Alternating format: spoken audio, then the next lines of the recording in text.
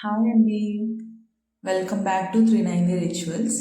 రెగ్యులర్గా ఏవేవో మసాలాలు వేసుకొని చేసే దోశ కన్నా ఈ ఫ్లాక్స్ సీడ్ దోశ చాలా టేస్టీగా అండ్ హెల్తీగా ఉంటుంది. మనందరికీ తెలిసిందే, ఇంట్లో పెద్దోళ్ళైనా చిన్నపిల్లలైనా హెల్తీ ఫుడ్ తినాలంటే కొంచెం ఇంట్రెస్ట్ తక్కువగానే చూపిస్తారు. ఇలా అవిసె గింజలు పొడి చేసుకొని ఆ మసాలా దోశ మీద వేసుకొని ఆనియన్స్ మీకు ఏది నచ్చితే అవి వేసుకొని ఇలా దోశ ట్రై చేయండి ఒకసారి.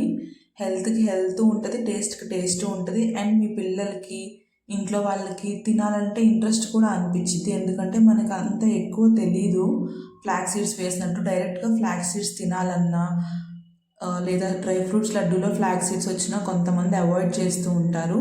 ఇంకొక విషయం ఏంటంటే, నేను రెగ్యులర్గా నైట్ టైము ఫ్లాక్స్ సీడ్స్ని సోక్ చేసుకొని మార్నింగ్ ఆ వాటర్ని బాయిల్ చేసుకొని గంజిలా అవుతుంది, కొంచెం సాల్ట్ వేసుకొని తాగుతాను.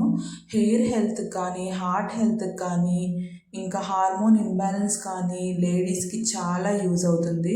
ఇంట్లో ప్రతిరోజు టిఫిన్స్లో కొంచెం ఫ్లాక్స్ సీడ్స్ కారపొడి, అదేనండి అవిసె గింజల కారపొడి, లేదా మునగాకు పొడి, లేదా కరివేపాకు పొడి, లేదా అవిసె గింజలు కరివేపాకు కలిపిన పొడి, ఏదైనా పొడిని ఇలాగా హెల్దీ పొడిని ఇడ్లీల్లో కానీ దోశల్లో కానీ గారెల్లో కానీ నంచుకొని తింటే టేస్ట్ బాగుంటుంది. అండ్ ఏదో ఒక రూపంలో మన బాడీలోకి ప్రతిరోజు అందించే వాళ్ళం అవుతాము. ఇలా నేను స్ప్రెడ్ చేసుకొని లైట్గా ఆయిల్ వేసుకొని ఆనియన్ స్టఫ్ చేసుకొని లేదంటే నార్మల్గా అయినా తినొచ్చు ఈ మసాలా దోశని. ఫ్లాక్స్ సీడ్స్ కారం పొడి ఎలా చేయాలి, 5 మినిట్స్ అండి, జస్ట్ 5 మినిట్స్లో ఎలా చేయాలి ఆ వీడియో నేను షార్ట్స్లో 1 మినిట్ షార్ట్లో పెట్టేశాను, చూడండి. ఇప్పుడు ఒకసారి నేను ఓవరాల్గా ఎలా చేయాలనేది సింపుల్గా చెప్తాను.